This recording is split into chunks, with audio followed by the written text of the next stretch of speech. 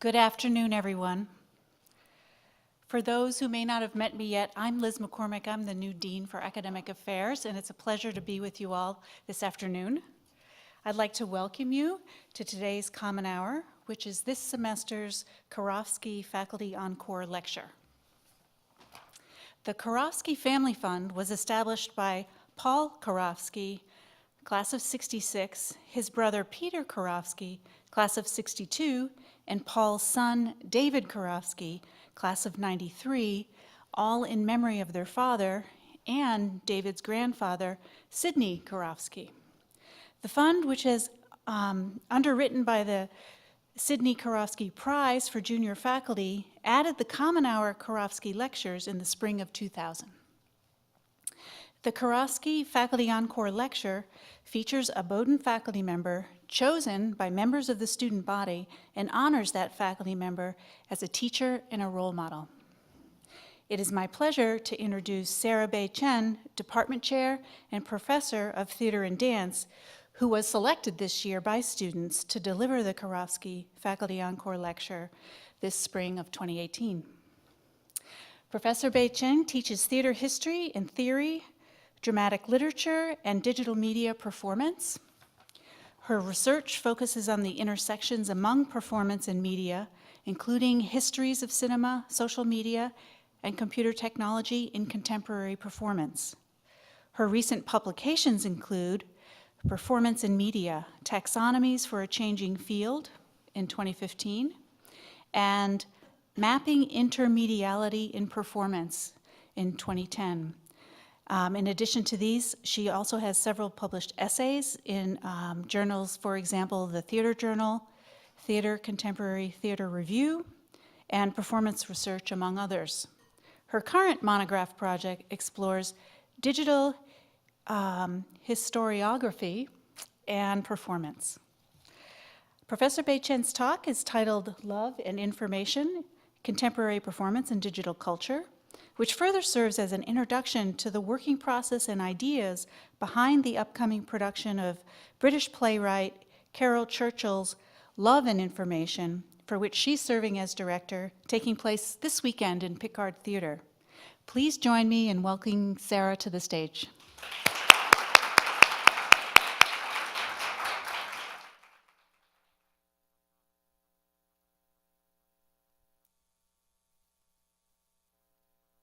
This talk today is a little bit about my research, a little bit about contemporary performance, and also a very sneaky advertisement for Love and Information, which is starts tonight at 7:30 p.m. in Pickard Theater, tomorrow also at 7:30, and on Sunday at 2 p.m. I encourage you to see it early and often with many people. This is a real honor for me. I was delighted when I got this announcement. And I was like, oh, this is so great. You know, I really love teaching. I take a lot of pride in my teaching. I work very hard at my teaching. And then I saw the bit about the role model, and I thought, oh. Because I could hear in the distance, and perhaps this is happening right now on streaming services. Hi, everyone out there. The anguished cries of tuition-paying Bowdoin parents as they reflect on my unintended, unwitting, and completely innocent derailing of their children's otherwise financial opportunities and futures into fields that beckon, such as comedy and musical theater and oh, heaven help us, the avant-garde. So I'm going to try very hard today to give some justification to these people and talk about why theater, why this is something we should care about in our contemporary world, why it's something that should not alarm you should your children embrace it, or at least not alarm you terribly, and what it actually can tell us about the world we live in and how we might navigate it, negotiate it, and perhaps even resist some of its more nefarious elements. The basic premise of this talk and a lot of my work is that as we approach the conditions of the digital, and I'll talk a little bit more about what I mean by that, as we more deeply engage in the digital, we approach the conditions of theater, which is to say that the theater has gone from being something separate and specific and contained into being now a condition of performance that radiates throughout our culture, and it has become almost as so ubiquitous as to become the milieu in which we are all functioning. Now, this may come as a surprise to you because you're like, I don't really do theater. And I've never done theater. And perhaps you're thinking like, I don't even really like theater. And you don't have to take my word for it, right? In fact, theater has been working its way into social theory for well throughout the 20th century. We see this in Irving Goffman, of course, the performance of self in everyday life, among others. But one of my favorites is media theorist Marshall McLuhan. And this quote from 1970 in an essay from a book called From Cliché to Archetype, where he says that since Sputnik and the satellites, of course, this starting in 1959, the planet is enclosed in a man-made environment that ends nature and turns the globe into a repertory theater to be programmed. Shakespeare at the Globe mentioning all the world's a stage and all the men and women merely players has been justified by recent events in ways that would have struck him as entirely paradoxical. The results of living inside a proscenium arch of satellites is that the young now accept the public spaces of the earth as role-playing areas. Sensing this, they adopt costumes and roles and are ready to do their thing everywhere. What McLuhan is pointing to here is the fact that with the satellites, now all public spaces become performance spaces. And in thinking about the contemporary culture and counterculture of the 1960s, he's seeing that as a distinctly performative exercise. But we can also point to the ways in which our contemporary media, right, beyond the satellites and more readily do similar things to our environment, right? Now, one of the interesting things, this is from the paperback edition of that book, and I want to draw your attention to the image on the cover. I frequently, I don't think you should judge a book by its cover, but sometimes covers are very illuminating. And what's interesting here is you get the sort of movement of someone, but as a trace leaving many copies of themselves behind. And for us, of course, we know that even better than they did in 1970, right? Because, of course, we are no longer just surveilled and viewed by satellites, but by many other technologies as well. This is an advertisement from Microsoft Research talking about what was then called the Sense Cam. And this was a camera that you would wear around your neck that would take pictures in real time and was designed as a compensation for Alzheimer's, right? So that at the end of the day, you could go back and review the images and could recall them, and these images would help trigger what happened during the day to help Alzheimer's develop cognitive abilities. This same technology then emerged in another form. This is an advertisement from the Kickstarter campaign for a device called the Momodo, which was then, because of global copyright issues with the name, renamed the Narrative Clip. And this man is wearing a Momodo on his shirt. It's that little orange square. A little tiny, innocuous, lovely bit of technology. It's a camera that you, as long as you are wearing it, takes pictures every 30 seconds. And this is the advertisement from the video from the original Kickstarter campaign in 2012. Sometimes the best moments in life are the simple ones. The things that pass us by without us even noticing. The small surprises. And the everyday experiences. At Momodo, we love the simple moments, but we hate forgetting them. So we started thinking, what if we could capture those moments and create a true photographic memory? What if we could build a camera small enough to never be in the way and smart enough to capture life as we live it? This is what we ended up with, the Momodo Life Logging Camera. It's small, light, weather protected, and takes beautiful 5-megapixel pictures. Just clip it on and it starts taking pictures. Put it down or place it in your pocket and it stops. It's that easy. And all the pictures are safely stored on Momodo's storage service. We know what you're thinking. 2 photos a minute is a whole lot of photos, right? Well, to make things as easy as possible, we developed apps for both iPhone and Android that automatically organizes the photos on a timeline. Want to remember the name of the restaurant last night? Easy. Thanks to Momodo's smart algorithm, GPS, and time data, you can just search, find, and share. Now, when I've showed this video to people, at first it's like it's really charming, right? It's like, who doesn't want to remember these moments of our lives, right? And then you start listening and you're like, really, I'm wearing a device that takes pictures, right, 2 every minute, tracks my constant GPS location, is time-stamping where I am at every moment, is capturing everyone around me, and is safely storing all of this visual as well as metadata on servers that I can access, right, from you through an app, but I do not actually control or own. If you read a little bit further, the Momodo advertises that, in fact, you can have free access to the servers for the first year. At which point you might ask, what happens in the second year? Or the third year? Or, God help us, the 4th year, right? I mean, where does this go? So then people start to think like, ooh, I think I saw a Black Mirror episode about this. It's rather nerve-wracking. I will never do that. And then, of course, I say, well, do you own a Fitbit, right? Or a tracking device of some kind? Because a Fitbit is essentially doing exactly the same thing without the photos, right? It is collecting data, except a Fitbit or an Apple Watch or any of these kind of fitness trackers also is measuring all of your bio data as well, right? So now this is all, so now we can say like, okay, you might not be in the theater, but are you ever not performing, right? A colleague of mine, James Harding, who teaches at the University of Maryland, has a great phrase for this, which he says, if surveillance, then performance, right? So the dark side of this is, oh no, we're living in a dystopian future, or we are living permanently on stage, right? So we have these 2 options. I don't see them as mutually incompatible or exclusive, and I kind of embrace them both, right? This is from the 2013 Consumer Electronics Show, which advertised that tech was becoming an extension of you, and it became the emergence of wearables and the rapid incursion of technology into how we live.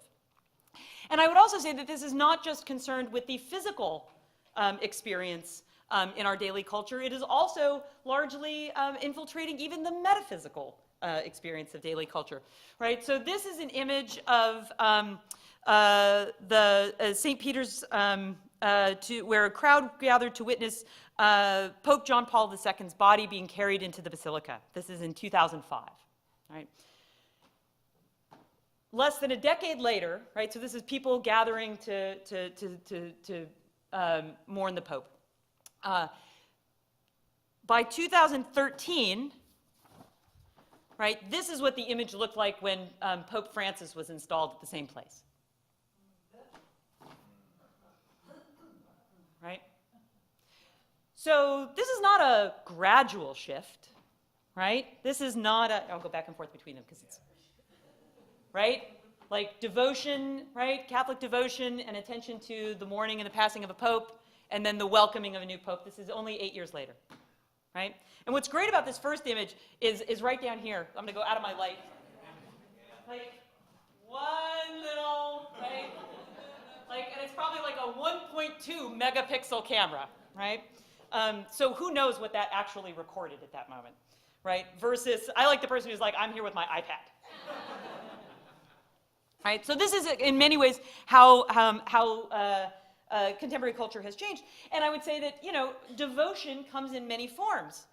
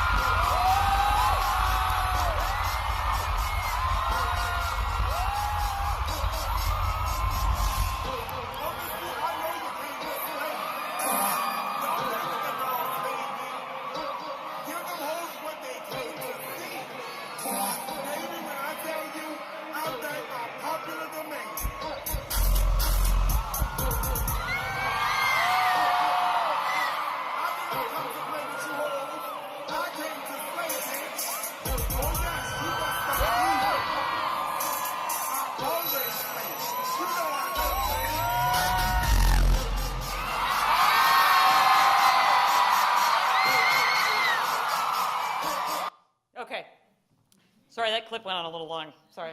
I use Beyonce a lot in my classes. I find that she is very, very helpful, if a bit upstaging. So what's interesting here, of course, is that you have people at a live music concert, right? But the focus is not on anything that is in fact live, right? And it is, so people have their cell phones and they are taking digital video of a digital video screen, right? That is itself a projection of a performer who is almost too small to apprehend, right, in her own form. And in fact is almost indistinguishable, certainly in the physical proximity, from the other backup dancers, right? So the only way you can see the Beyonce is to see a mediated version of her on this ginormous glowing, and in fact this is kind of fabulous. It's a big, it's not quite a cube, but it's a giant box, and it's covered in LED panels. So video projections, both live and recorded, radiate off of this thing, and then at another point it moves apart. It's kind of impressive. So this is the set design. This is done by a young designer in London, S. Devlin, who has started as a stage designer, and in fact has worked at the Royal Court Theatre, where Caryl Churchill's Love and Information originally premiered. And these are some of the designs for the concert tour that she did. And you can sort of see the scale of human performer there on the right, right? There's like one little human, right? Tiny little ant-like Beyonce against the giant white glowing cube. And this was from her sketches of what the performance looked like. What I find really compelling in this is the sense in which this, like others, begins to complicate a notion of what a live performance is versus what a recorded performance is. So not only are we now all performing through digital culture and being captured by closed-circuit TVs, by satellites, by our own watches, but also the ways in which we understand what it is to be present for something, who we are sharing space with, and what it means to attend a quote-unquote live event, right? What becomes significant about attending the installation of Pope Francis is the documentation and documenting that you were there. What becomes significant at the Beyonce concert, and if you watch more of the formation sort of amateur videos that were taken from the audience, you will see that people try to kind of film Beyonce, and then at a certain point she becomes invisible, right, or difficult, and so then they pivot back and start filming the screen again, right? So it becomes about being in the place to document, but seeing things entirely through screens, even screens of other screens, right? This is what Nick Coldry and Andreas Hepp in their recent mediated construction of reality are referring to when they talk about a world in which you can no longer separate face-to-face communication from mediated communication. That even when you and I are talking individually, right, we are aware of doing so in a context that is saturated with other kinds of media. So we might do that in a very material, physical sense in which I'm having a conversation with my colleague, Aaron Kitch, and I feel my phone buzzing in my pocket, right? And so even as I am having a conversation with him, I am aware that there are other conversations happening simultaneously. Or perhaps even more insidiously, I am experiencing one of our wonderful Maine sunsets and thinking, oh, I should really put this on Instagram right now, right? Do we experience the world independent from this media? And now you might say, like, I don't have a smartphone. I don't do social media, right? I get this from a lot of people, right? And that's great. That's totally fine. But you are interacting in a world that is increasingly geared towards people who do use social media. So every time you go to a restaurant that has a little TripAdvisor sticker in the window, you are participating in a social media economy and ecosystem, whether you are engaging with that fully or not, right? This is what they are talking about. Now, the interesting thing for us, or for me and my purposes, and maybe it's interesting to you, I kind of hope so, is that to then think, okay, so how does art respond? How does performance respond? And one of my favorite images and ideas actually comes back from the year I was born, in 1974, so well before any of our contemporary technology, but embodied what cultural critic and public intellectual Susan Sontag would refer to video as eventually moving towards what she predicted in 1977. She predicted it would move towards what she called narcissistic self-surveillance. And that was from her book On Photography in 1977. But this piece from 1974 by Korean-American artist Namjoon Paik, I think captures it even better. Right? This is his TV Buddha. Right? So this is, I mean, this goes back to the 1970s, right? So you can kind of imagine, all right, so now how should art respond? And what I want to do is talk about three performance groups that I'm particularly interested in, who I think are taking these conditions and reworking them in really compelling and interesting ways. And then segue into a little bit more about what we're trying to do in the show, Love and Information, and hopefully entice some of you who have not already gotten your tickets to find 25 of your favorite people and pick up big packs of them this evening. The first is Temporary Distortion. This is a New York-based company. Kenneth Collins, who you see in the sunglasses speaking into the microphone, and incidentally holding a paperback copy of Marshall McLuhan's The Media is the Message, does. And this is a piece that happens in a 20-foot-long box in which he and several other performers perform a 6-hour durational music performance. And so for that time, they are in the box. Everything they do is entirely mediated. They're playing all electronic instruments, and they're hearing each other exclusively through headphones. The audience can view the box from either side. There are two-way mirrors on either side of the box, but within the box, so you can look in through the window, and you can get quite close to the performer, right? The performer is like just on the other side of this glass. And there creates in this performance the sensation of being close, of proximity and connection. For example, the performer might be looking directly at you, and you might think you are making eye contact. What you realize, or you know, sort of becomes difficult to cognitively process, but what is actually happening is that the performer is essentially looking at themselves, right? Narcissistic self-surveillance, right? They are performing for the mirror of what they see inside, and in fact, because the mirrors face each other, they are performing in a permanent parallax, right, in which it is the sort of endless view in both directions. So it's a little bit disorienting, actually, to be in the box having this experience. But for people outside the box, we think we are very close to, right? And in this way, the performance, My Voice Has an Echo in It, stages our misperception of what media is. The idea that we are close to celebrities who we can contact on Twitter, and the fact that they put this in the genre of contemporary and popular music, I think, is no mistake. The other thing that's happening is that up, as you can see in the top of this image, there are music videos running simultaneously with the whole thing. So we see the band both quote-unquote live, and we see them in a recorded, mediated version. But what the whole construction does is make us, again, question how live is this? And then how live is any interaction? Right? Are we seeing every live show, like the Beyonce, through what we understand of media or YouTube videos or other kinds of digital artifacts that have circulated widely? Even more interesting is another guy in a box. You're going to get a theme here.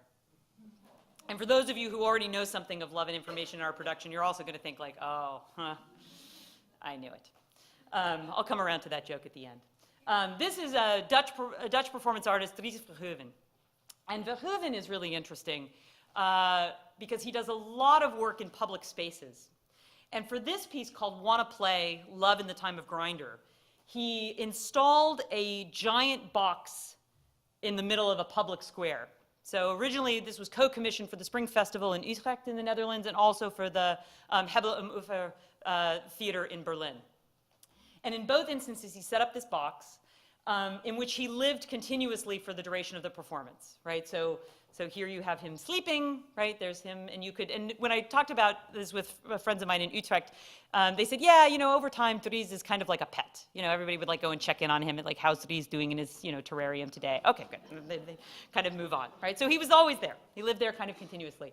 And he had images of himself projected on this giant wall of LED panels, same technology that Beyonce turned into a giant moving cube on that back wall. And what he was doing on that back wall, you'll see that the image of him sleeping is in negative. He also had a toilet. What he was doing in this scene every day is he would set himself one goal. And the goal was to interact in person with someone that he met on the social networking app Grindr, right? Otherwise known as the hookup app for gay men, right? So it's like a kind of dating app.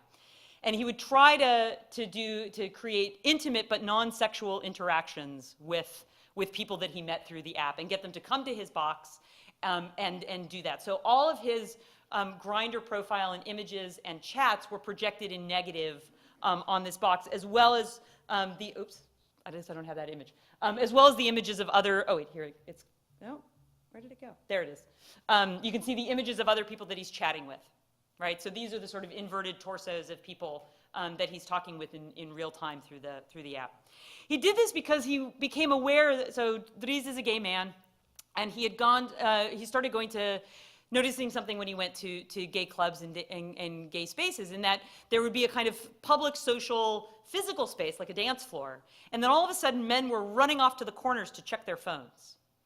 And that the circulation of dating and interactions was now no longer happening in a public, physical, shared space. It was entirely happening in a digital, parallel space, even within a space otherwise designated as a kind of safe, social space for gay interaction.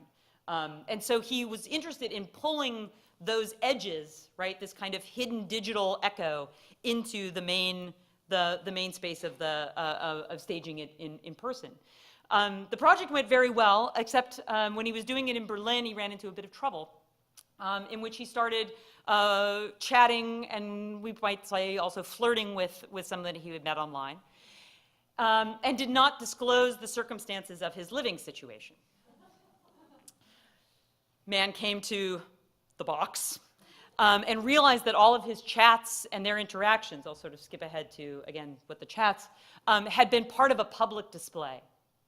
Now, you might think, like, how many, tens, hundreds, thousands, right, like millions of users are on Grindr at any given moment. It's kind of its own public space, but it's a very specifically designated one. And when that crossed over this kind of digital, physical line, he was quite offended, the man that Dries had been communicating with. He came in the box and punched Dries in the nose. Started a huge controversy. The project shut down.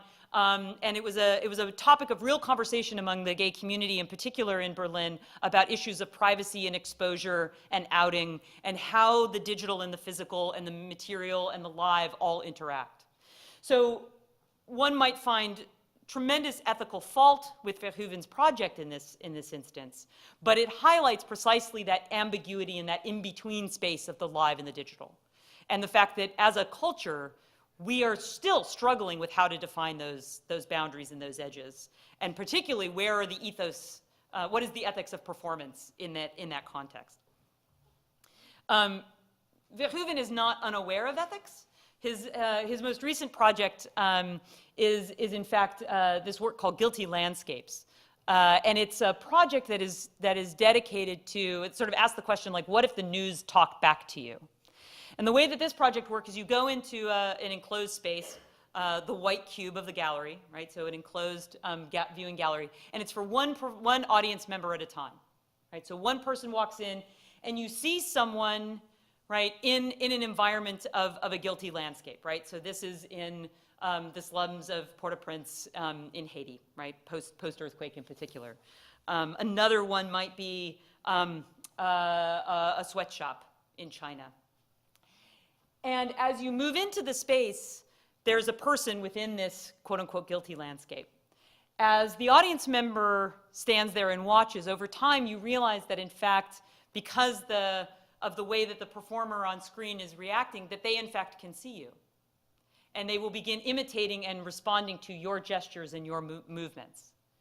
And then at a certain moment, that performer then tries to engage you in a similar kind of response, right? Which has its own kind of ethical quandary, right? So how do you interact with this person? To what extent are you implicated, right, directly? And for Verhoeven, of course, the idea is that we are all implicated in these guilty landscapes, right? Many of us in industrialized nations benefit directly from the oppression and the inhospitable conditions, right, of life in other places. Like, suppression of labor wages means that our goods are cheaper. We are able to get access to many more things than we would in other contexts, right? So particularly in the context of cheap clothing, for example. This is a bombed out in Syria, right? But also then what are our ethical obligations? Like how do we respond? And what Dries has staged is essentially a one-to-one digital encounter. So to what extent are we separate from these events? Can we look at them critically? Or to what extent are we implicated? And he does this by literally staging a kind of performer-audience interaction and response. This becomes particularly potent in the context of a Thai brothel, in which the audience members are encouraged to also take off their clothes in order to establish a level of equality and equity with the person on screen. The last performer that I want to talk about is Chris Verdonk. Chris is a Belgian performer based in Brussels. And he has been dealing with many of the same kinds of questions. But for Verdonk, his most interesting sort of premise is the way in which contemporary culture humanizes machines and objectifies humans. So in many of his works, he is interested in how we are negotiating new technologies as people and how participation might turn us into objects. His most recent work is called Isos, and it takes its name in part from the Greek of equal, but it also takes its name from the International Organization for the Standardization of Shipping Parameters. And this is why your IKEA boxes, right, all fit neatly into certain containers. In fact, the most common form of shipping right now is literally by boat, right?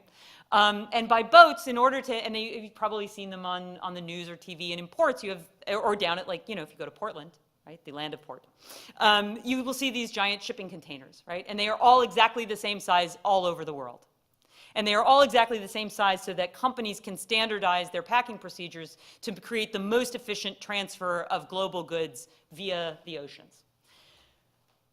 What Chris is looking at in this project is to what extent has contemporary culture done that to humans?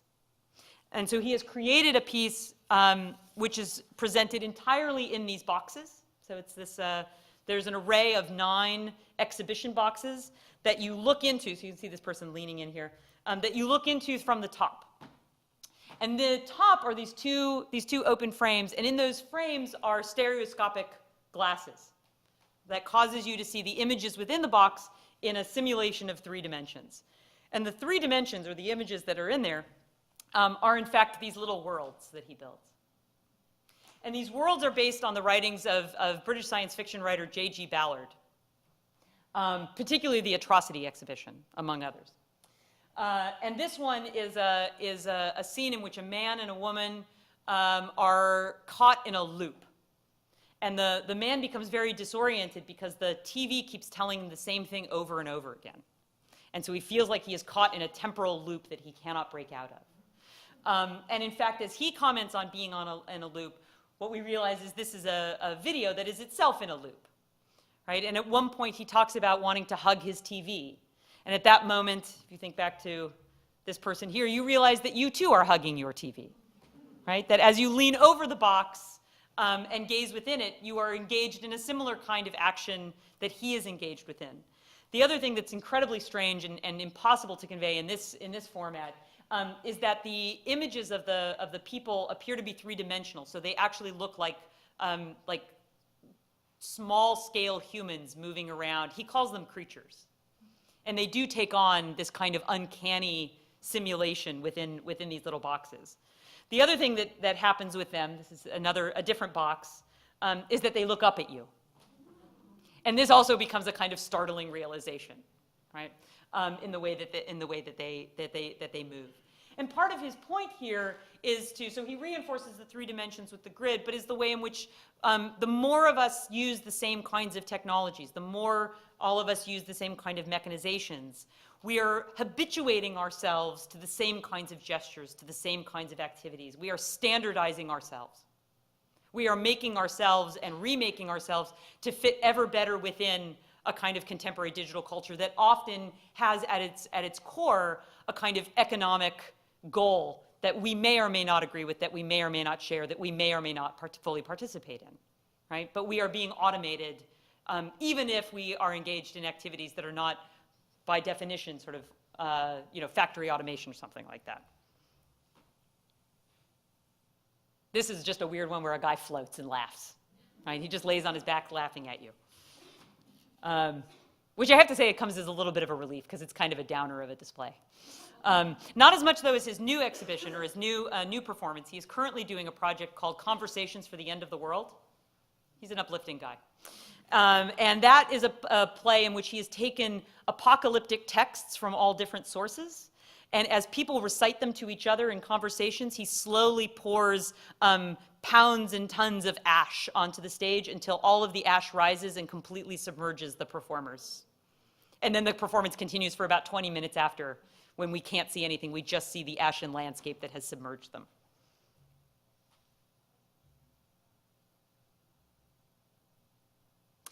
This is an earlier work called In that sort of demonstrates, again, this kind of dehumanization, but also the objectification of people. So in these are two different installations of the same project, originated in 2005. I saw it in 2008 at the Festival d'Avignon. And within the boxes, there are a person who is completely submerged in water and unmoving. So much so, at first, you think it's a mannequin until you realize that there is an air supply hose that is connected to an air tank that is outside the aquarium, right? Making this person sort of uniquely vulnerable to the audience around it, because at any moment, someone could cut off the air supply. All of this brings us to, so now I know you're like, oh wow, I can't wait to see that Love and Information play. That's going to be like a comedy, right? And I generally try to layer a little bit more humor into my talk, so I have to apologize for an unrelenting, kind of downer moment. But I do want to talk a little bit about what Love and Information is trying to do, or at least what we are trying to do. And I want to acknowledge the efforts of some of my colleagues in the audience who are here, in particular Judy Galen, who designed the set for Love and Information, my assistant director, Mackenzie Schaefer, and performers, Aziza John Mohammed. And is anyone else here from the show? Oh, and Eric Mercado. Thank you very much for coming. As well as our intrepid and illustrious stage manager, Ian Stewart, without whom nothing would happen. So Love and Information, so all of this has been really on my mind as we approach Love and Information, this very strange play. And I say strange because Love and Information is, to my mind, one of the very few plays that shares its dramatic structure, which is that it is a constellation and a collection of thematically related but narratively disconnected, very short plays, in which characters occur once and then never repeat. Although you can find certainly trends among the scenes. My colleague John Muse at the University of Chicago calls them microdramas. And he refers to Love and Information as a microdrama marathon, right? So it's kind of like you can take two totally unrelated concepts and smash them together. What it means is that we're essentially staging 59 very short plays over the course of 90 minutes. And often when I make work, and forgive me, this is very small text, I apologize. Often when I make work, one of the things that people ask me is what it means. And I imagine that Churchill also gets asked what it means. And because she writes this wonderful play that basically answers that question by refusing to answer that question.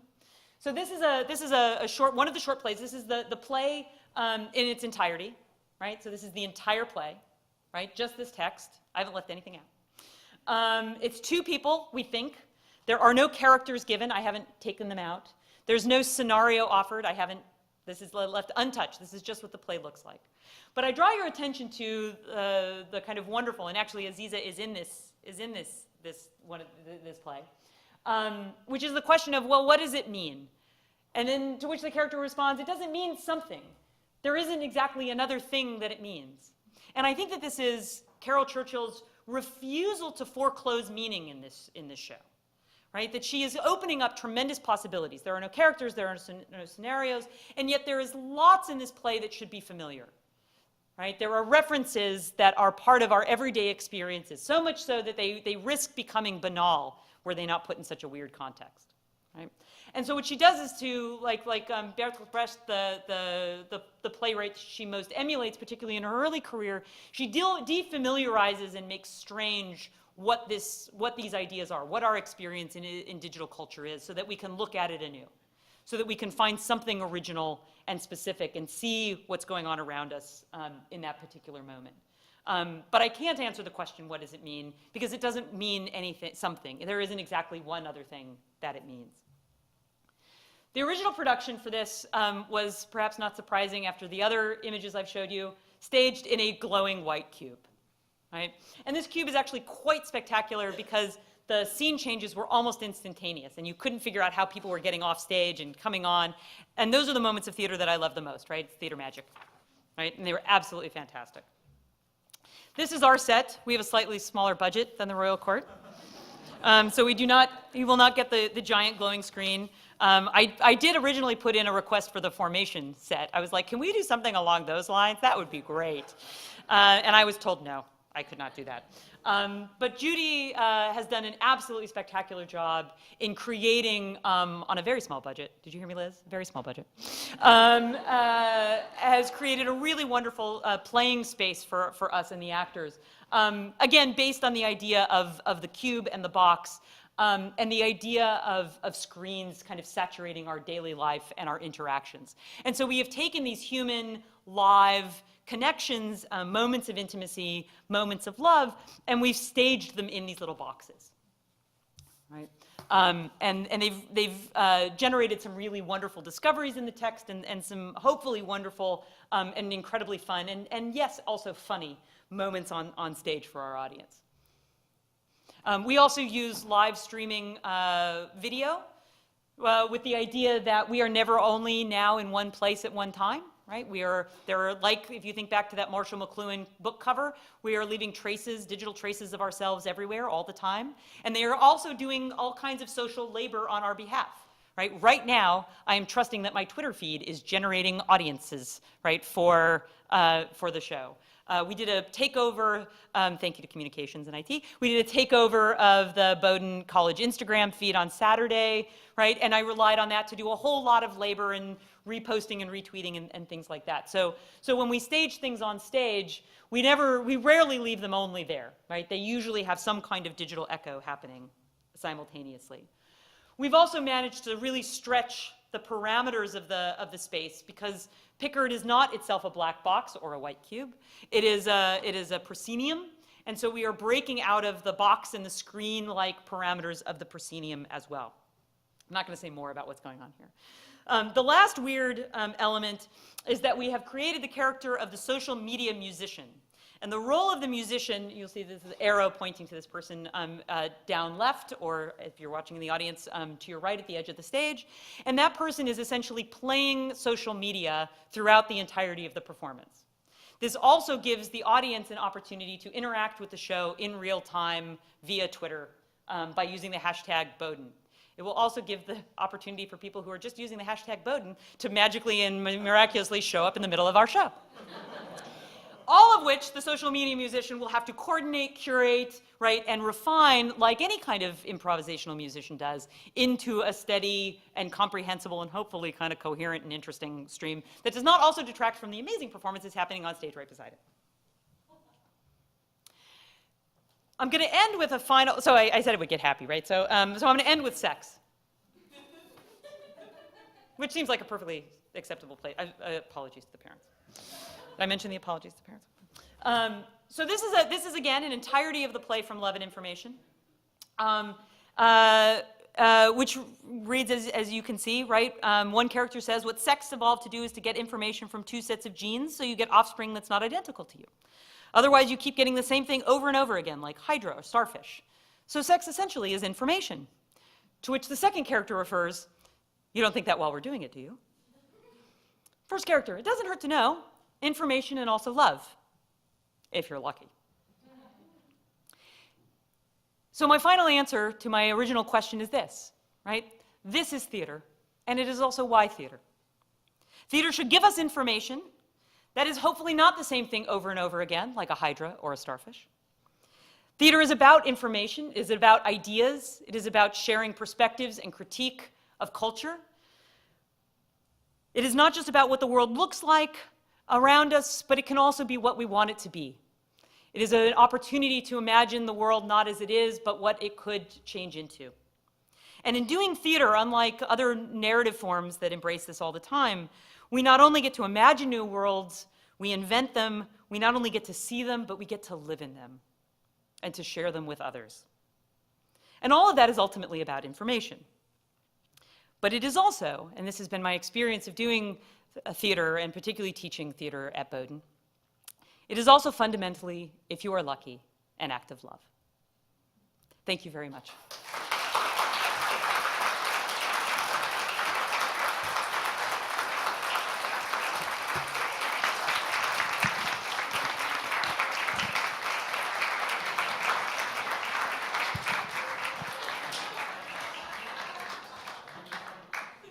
Questions? Oh, of course I'll take questions.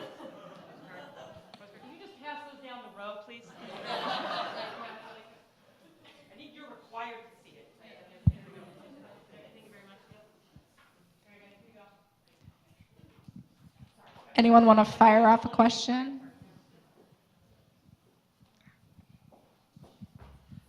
I'm very happy to take questions. Sarah, I got a quick one. Did you hear? Oh, you have to talk into the microphone, Davis. I can't hear you.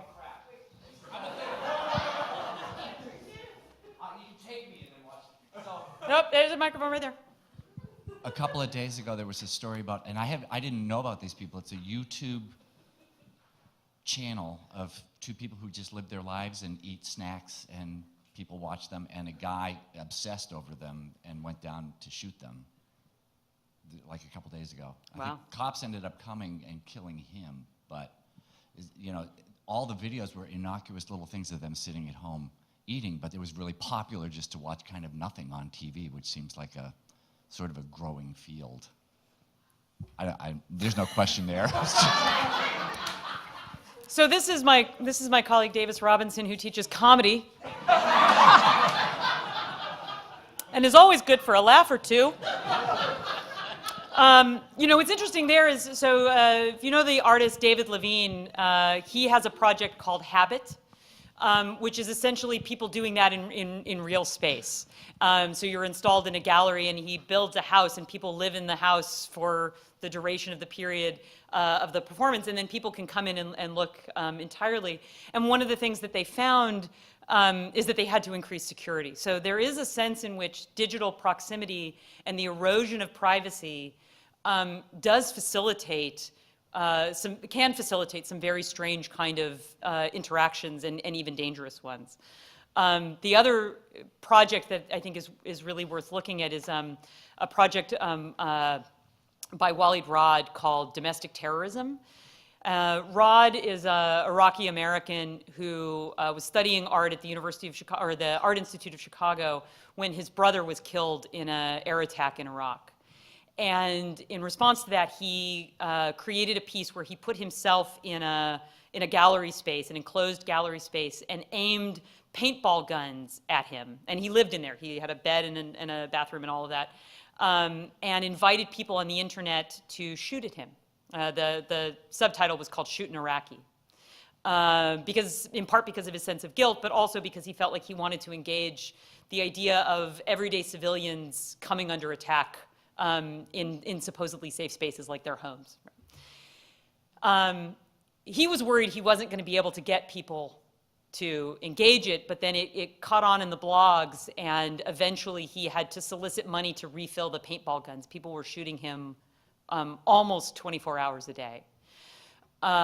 And this is before our current conversation about internet trolls and the degree to which the anonymity of the internet has facilitated different kinds of aggression. But it certainly goes back to the very early days of the MUD, or the multi-user domains, in which acts of aggression popped up precisely because of its anonymity.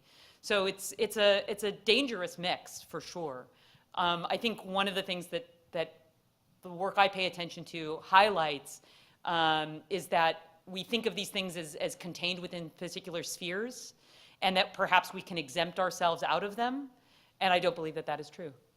I think that this has become a kind of ubiquitous structuring principle of our contemporary lives, and we are either engaging in resisting and critiquing it, or we are facilitating and participating within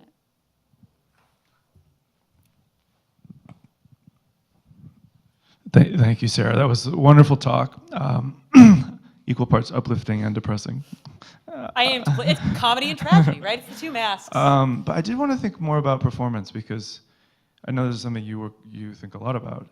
And I'm wondering if it's worth trying to think, to distinguish between performance, recording, representation. All of these terms seem to collapse into each other in many ways. So that's sort of one kind of question. Is it worth designating performance as something that is different in some way, that stands out from the reality? Because you're saying it kind of collapses into it. And the second part is actually about Churchill herself in the play. Do you think that the play, because I know she, in many of her work, she kind of collapses time frames. She's very meta theatrical. Is this play, in a particular way, trying to assert a role for theater in relation to something that it is not, or is it actually trying to collapse the two?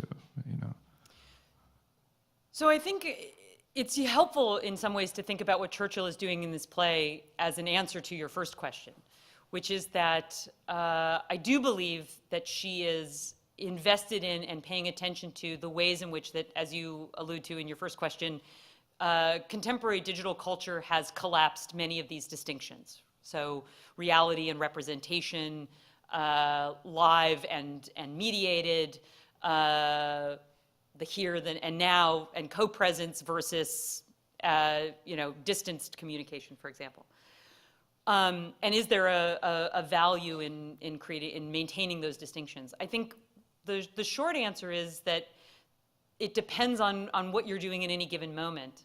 I think studying this kind of work, and Churchill's play in particular, and forgive me, those of you in earth and oceanographic science, I think it's a little bit like studying the ocean, which is that you are studying an ecosystem that is incredibly connected and interdependent and dynamic and constantly in motion and responding to multiple simultaneous, sometimes even contradictory forces at once. And I don't know how my colleagues actually study the ocean, because I'm not that bright. So I didn't really do very well in science. But is to try to create, in performance, to create a moment where we can suspend the activity for long enough to understand what are the dynamics that are happening in this particular work, and take them apart, and then in some ways like freeze frame them, and then put them back in motion again and see how they continue to interact, and do they conform to models that we've imagined, or are they deviating from what we imagined would happen? So I think there's tremendous value in paying attention to and maintaining the category of theater, and what theater historically has done, right, as I know you do, but also how it functions now, how that notion of theater, but also to, and what are some of the distinctions between theater and media, but also to recognize the ways in which they have become indistinguishable and are fundamentally indistinguishable, except insofar as they become temporarily useful for us to separate them. So I'm always interested in kind of moments in what we study as rather than what we study it is. So I'm very happy to study something as media or as theater, recognizing that in any given moment, those two categories might not be as distinct as we want them to be, but for the purposes of analysis, might be helpful to think about them in that way. Because otherwise it just becomes mush. Sarah, I have the mic. Oh, yes. I'm over Hey, here. Karen. But now my question seems really quite trivial. That means it will be easy to answer. Thank you. Please, go ahead. Thank you. I very much enjoyed that. What I wanted to say is I found myself humming in the back of my head while you were doing this. Video killed the radio star, because I guess my brain was trying to tell me. Oh, yes. I'm suppressing the urge to start singing it. Yep. Okay. Me too. But so my question boils down to: are we beyond the place where you can actually just go to a show with a singer and a piano? Like, are we so in the performance that must be multimedia, must be digital, must be screens? I guess, have we killed the idea that you can just have a simple analog, if you will, acoustic performance? I really hope not.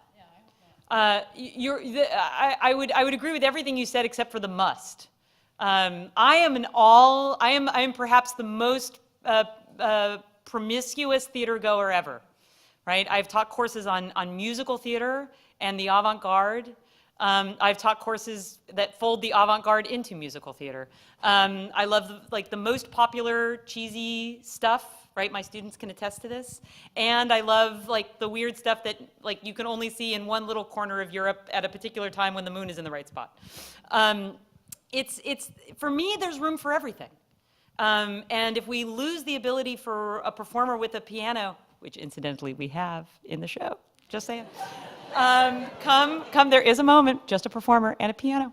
If we lose those, like what's the point of everything else? But we have to recognize that the world of performance is incredibly large and incredibly diverse and incredibly varied. And I want to see it all. And I want my students to see it all.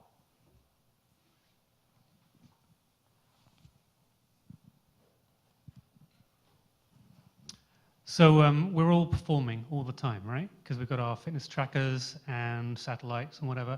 Are we all editing ourselves all the time as well? I think some of us are better at doing that than others. I may not be so good at that, actually. But yes. Yes, and I would say, you know, in the sort of current moment, if you sort of think about it in what has become a now almost cliched term of social media, we're also curating ourselves all the time. Because you're not just performing, you're also creating your own performance archive, right? You're not just living your life, you're documenting it, and you're circulating that, and you're publicizing that. So, you know, if you take pictures that you post online that you share with family and friends, you are part of creating your own performance documentation in real time. And some of us are more, hey, pay attention to me, than others, right? Some people lock their Twitter feeds or lock their Instagram. There's also the phenomenon of the Insta and the Finsta, right? The fake Instagram. I know, right? Where you actually create two Instagram accounts, one that is the public persona that you present to the world about how wonderful your life is, right? And the other where you put what's actually going on, right? So one is like, you know, sunsets and studying and, you know, things that your parents can see. And one, right, is over here that shows all the other stuff that's going on. What I've often said about Facebook is that it's a diary and a megaphone. And what's unfortunate is that we sometimes forget which we're doing, right? So sometimes we treat it like a diary and forget that it's a megaphone, and sometimes we think it's a megaphone, and then we get really depressed that, you know, no one is reading because it's actually we've put something that's very incredibly private and no one sees it. So it's these kinds of negotiations and that moving back and forth between those two poles that I think is so critical to be thinking about all the time now. And for my own children, who are teenagers and are on various kinds of media, we had extended conversations about the diary megaphone, and I specifically talked to them about what kind of performance you want to create and present. And so yes, if they're lucky, I hope they're editing themselves often, at least from their mom. This will be the final question. Thanks. Such pressure on me for the final question. Sarah, what a really wonderful, wonderful talk, and I am definitely going to the show.